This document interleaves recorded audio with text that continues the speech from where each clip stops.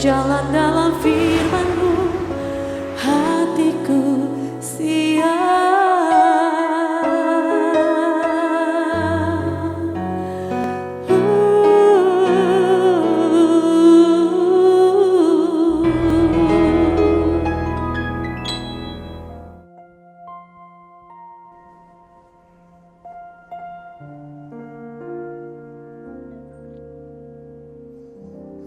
Salam, God's Lover yang dikasihi oleh Tuhan Yesus Kristus.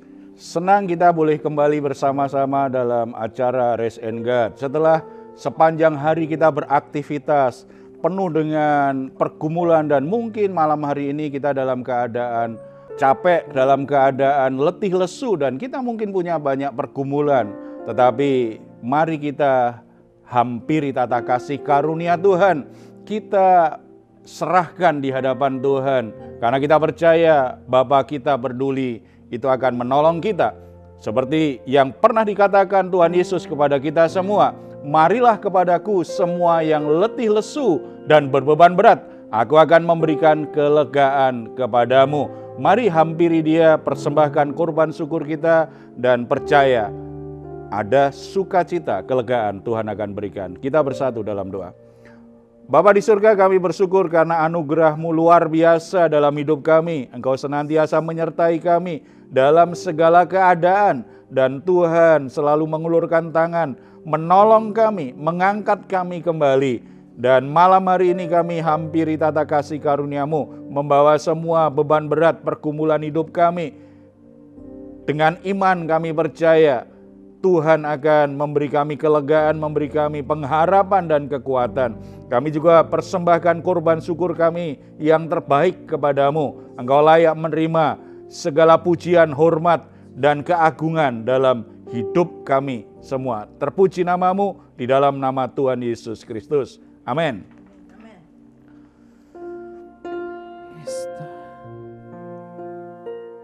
Malam hari ini kami kembali ke hadirat-Mu Tuhan, memandang wajah Tuhan, sebab kami percaya lawatan-Mu nyata dalam hidup kami. Oh Tuhan Yesus, memandang wajah-Mu, mengikuti kebaikan-Mu, mengejar hadir-Mu dalam hidupku. Oh, membawa sembahku, menyatakan kebesaran-Mu, mengejar hadir-Mu dalam hidupku. Haleluya. Dekat padamu, itu rinduku. Setiap kataku, Setiap kataku, Kau pun menunggu. Tak kusangka ku temukan satu kasih yang abadi. Kini ku datang dan ku bawa hidupku, memandang wajah-Mu, memandang wajah-Mu, mengikuti kebaikan-Mu, mengejar hadir-Mu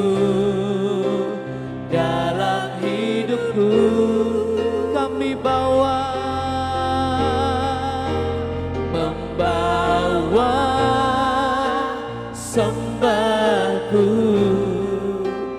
menyatakan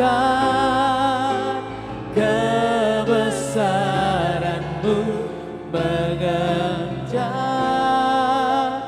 hadir-Mu dalam hidupku.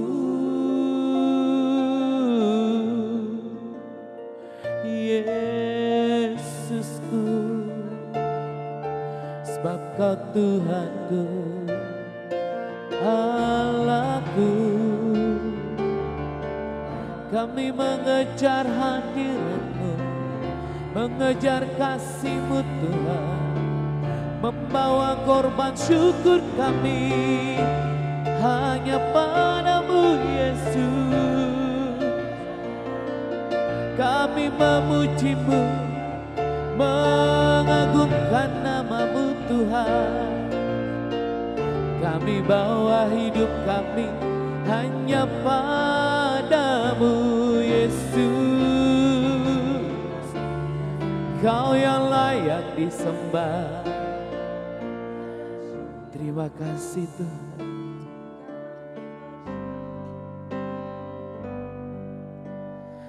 Tiada yang mustahil bagi-Mu ya Allahku. Jalan-Mu tak terselami, Kau buat aku terpesona. Rancangan-Mu Tuhan, rancangan damai sejahtera. Tiada yang mustahil bagi-Mu ya Allahku. Jalan-Mu tak terselami, Kau buat aku terpesona. Rancangan-Mu Tuhan, rancangan damai sejahtera.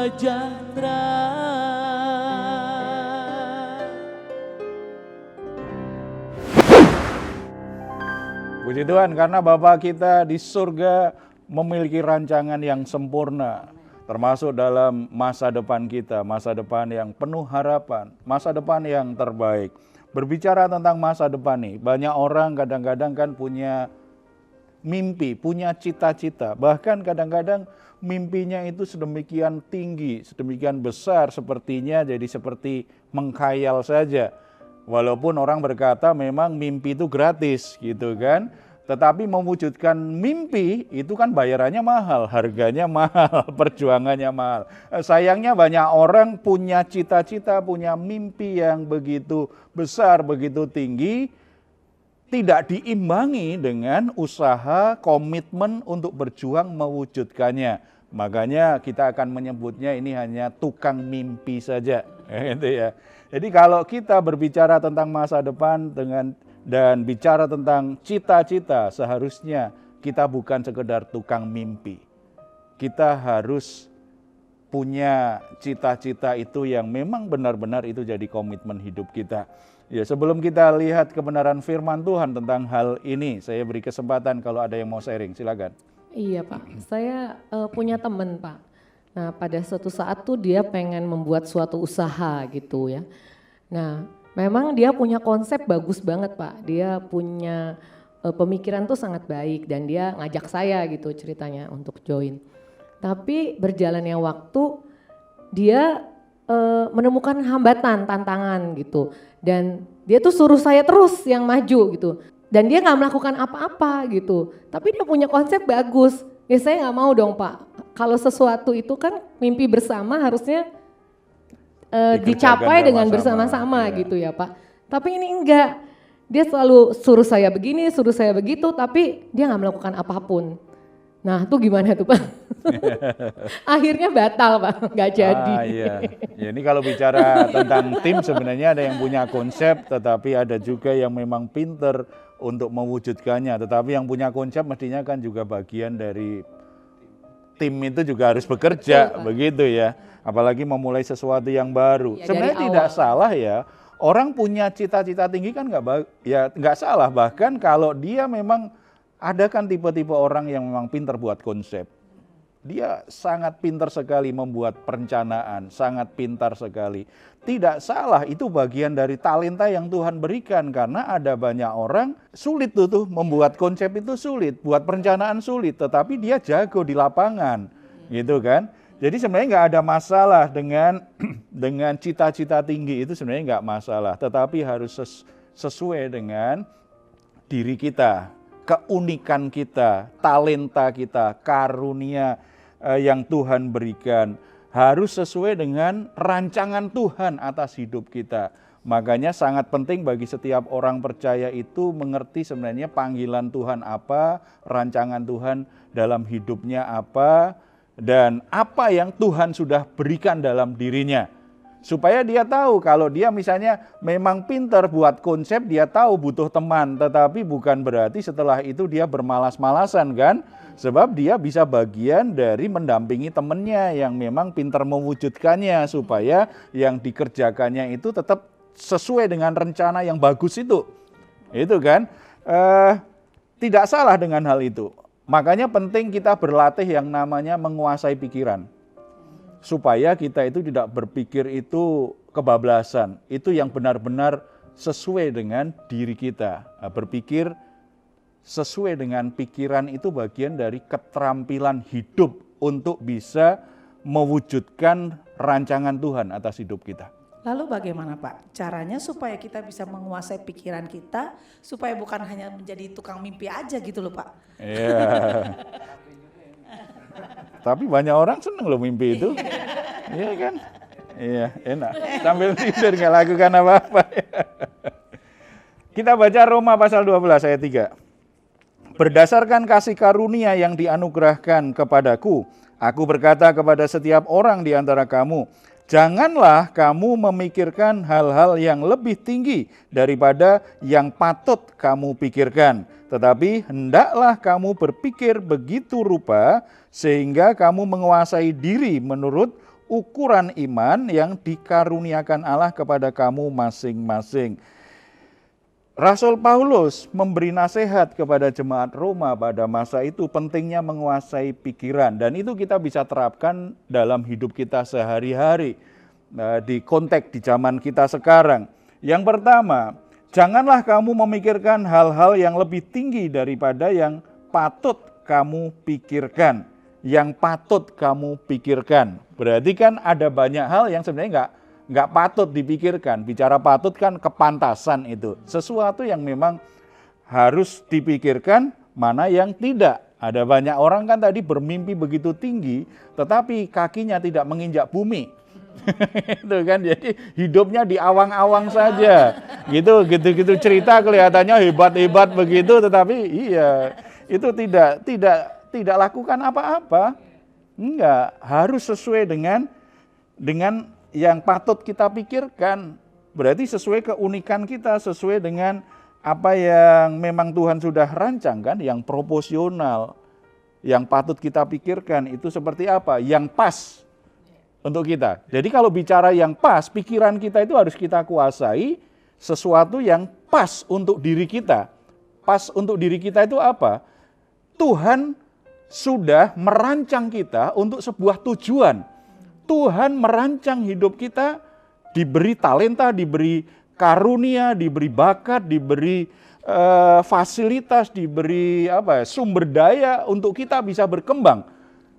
Semua hal itu kalau Tuhan percayakan, berpikirlah sesuai dengan dirimu. Jangan berpikir yang tidak pas untuk dirimu.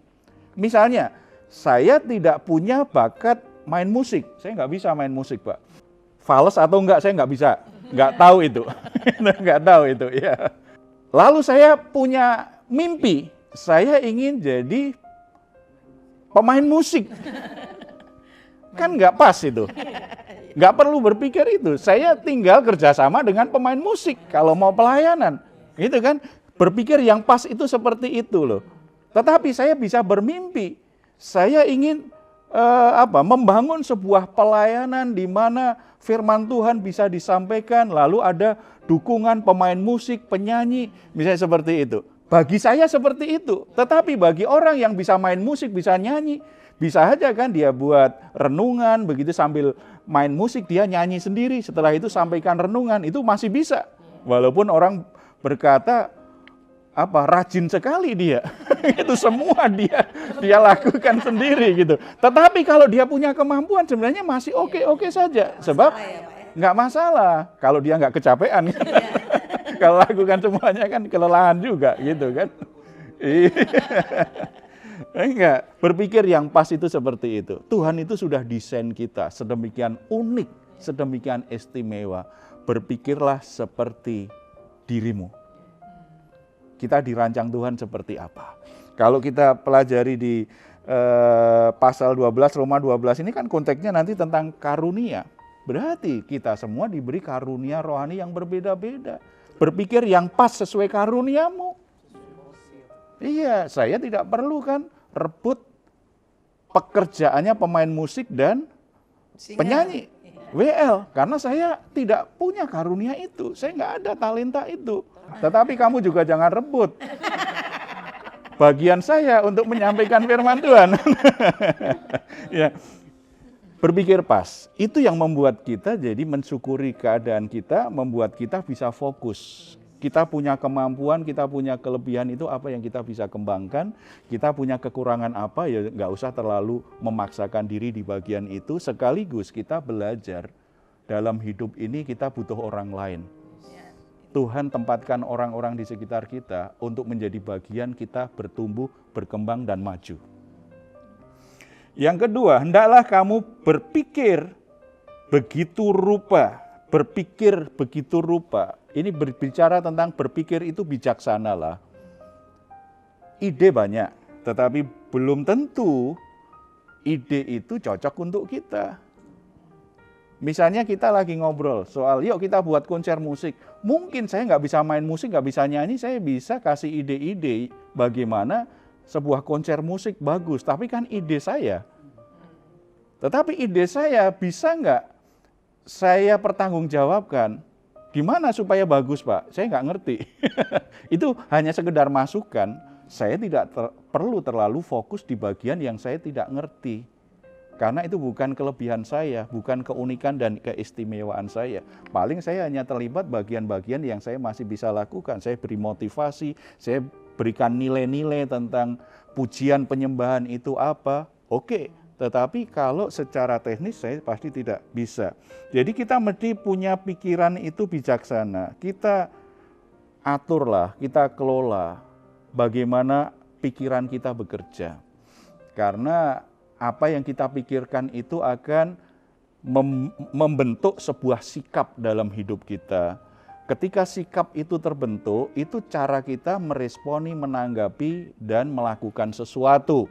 Nah, kalau cara berpikirnya sudah salah ini, sudah salahnya di pikiran, sikap dan perilakunya akhirnya bermasalah. Termasuk tadi punya mimpi-mimpi yang luar biasa, padahal itu tidak pas untuk dia, akibatnya dia takut gagal, diam-diam saja, ya tidak lakukan sesuatu, gitu ya. Akhirnya justru dia hanya terjebak dengan mimpi-mimpinya. Kita punya otoritas untuk mengatur pikiran kita. Dan akan lebih hebat sekali kalau pikiran kita takluk pada pikiran Kristus. Takluk pada pikiran Tuhan, yaitu firman Tuhan. Ketika pikiran-pikiran kita ini diarahkan, dibentuk oleh firman Tuhan, maka pikiran-pikiran kita akan menjadi pikiran yang penuh dengan kebijaksanaan dalam hidup ini, penuh dengan hikmat. Makanya kita akan punya ide-ide yang cemerlang luar biasa, tetapi itu kontekstual dengan diri kita. Artinya kita bisa jadi bagian terwujudnya mimpi itu. Ya. Kecuali memang pekerjaannya jualan ide. Kasih ide-ide gitu ya. Ya. Tetapi dia kan pintar meyakinkan orang. Ada orang-orang yang memang punya seperti itu kan. Menolong orang, bisa menemukan visinya. Ini orang-orang yang bisa aja unik. Dia punya kelebihan di sisi itu, tetapi kan yang sedang kita bicarakan hanya tukang mimpi aja ini loh. Tukang mimpi tapi nggak lakukan sesuatu gitu ya. Itu harus belajar menguasai pikirannya. Selain itu, yang ketiga di ayat tadi kan, sehingga kamu menguasai diri menurut ukuran iman. Jadi kita mesti menguasai pikiran kita sedemikian rupa, mengelolanya, mengarahkannya, lalu kita selaraskan dengan iman kita, menurut ukuran iman kita. Ada orang-orang tertentu yang ketika dia punya mimpi yang selaras dengan imannya, maka dia akan berjuang untuk mewujudkannya. Walaupun itu mimpi yang luar biasa besar dan tidak masuk akal. Coba kalau kita dapat perintah Tuhan, bangun bahtera yang begitu besar seperti Nuh misalnya seperti itu. Itu tidak masuk akal, tetapi karena Nuh punya iman kepada Tuhan dan Tuhan kasih petunjuk, kasih hikmat kan, bagaimana rancangan dari bahtera itu dibangunnya begitu lama, membuatnya begitu lama, tantangan begitu besar, tetapi dia tetap berjuang sampai mimpinya itu menjadi kenyataan. Karena memang pas dengan pikiran yang Tuhan taruh dalam pikirannya. Dan dia bertindaknya dengan iman untuk mewujudkannya. Tukang mimpi itu hanya bicara besar tetapi bekerja kecil. Hanya ngomong besar tetapi bekerja sedikit. Tetapi bagi orang-orang yang punya iman, pikirannya diselaraskan dengan visi yang dari Tuhan, mimpi yang dari Tuhan, itu akan mengobarkan semangat, akan mengobarkan imannya untuk terus bergerak sampai mimpi itu menjadi kenyataan. Kuasai pikiranmu, supaya pikiranmu selaras dengan pikiran Tuhan, selaras dengan impian Tuhan melalui hidupmu, selaras dengan visi yang dari Tuhan.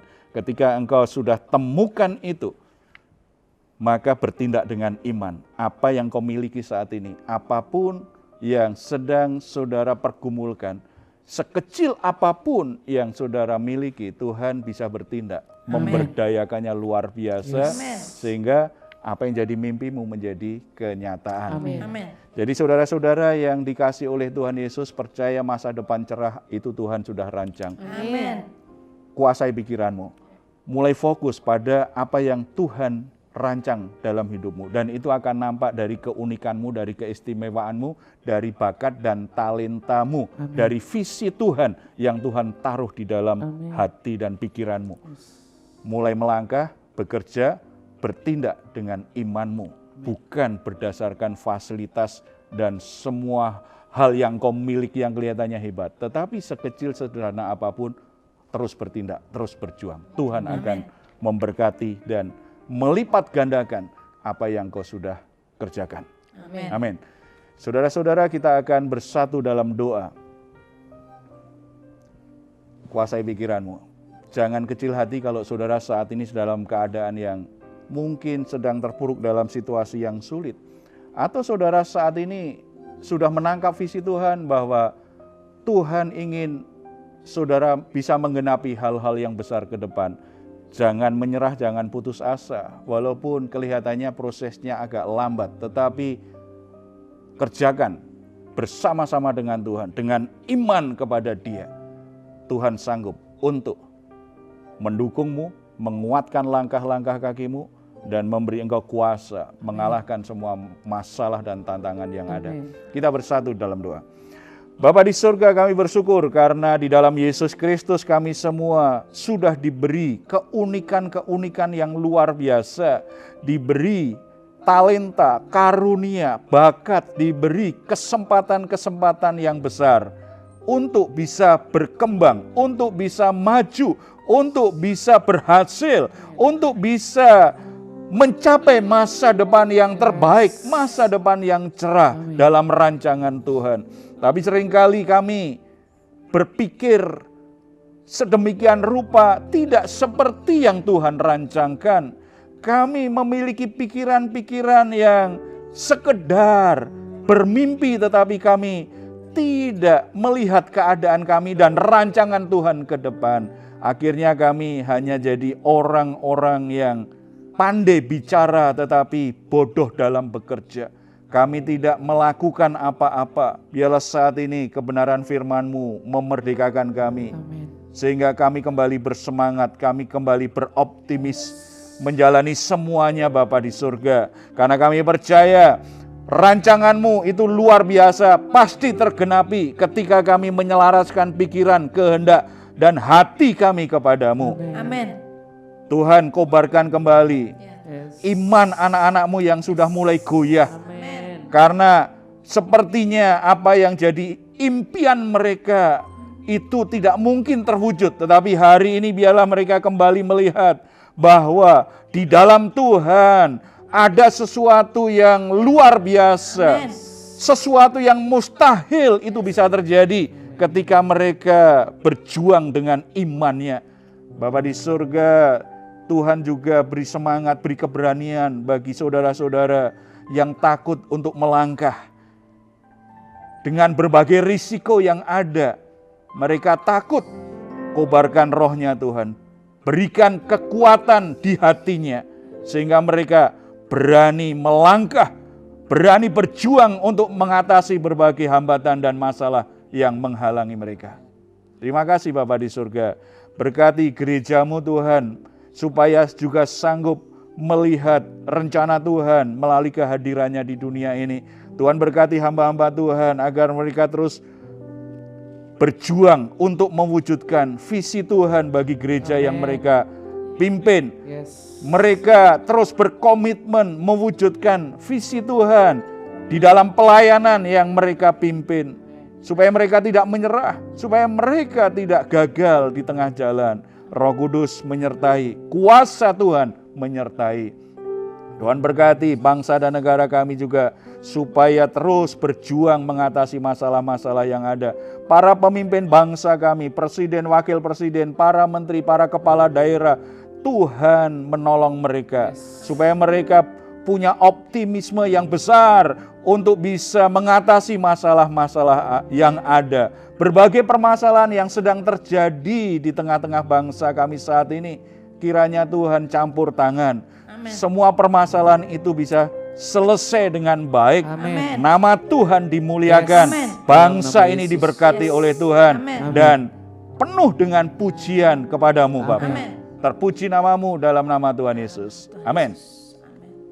God's lover, jika saat ini Anda sedang dalam pergumulan yang sangat berat, sehingga saudara juga menjadi pesimis, apakah saudara bisa untuk melewati pergumulan itu?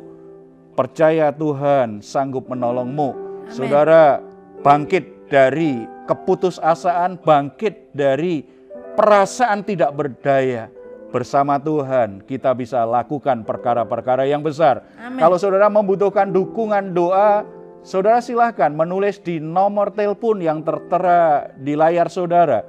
Tim doa kami akan berdoa bagi pergumulan-pergumulan saudara. Kiranya Tuhan memberkati dan memberi saudara anugerah pertolongannya. Kalau saudara ingin memberikan komentar di ruang komentar, silahkan menuliskannya di channel Diaspora TV. Kami tunggu. Mazmur 4 ayat 8-9.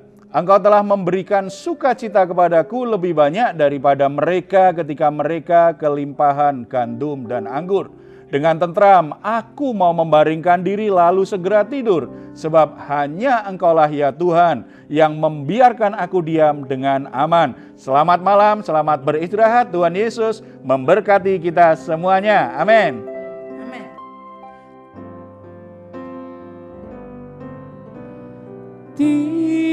Tiada yang mustahil bagimu ya Allahku.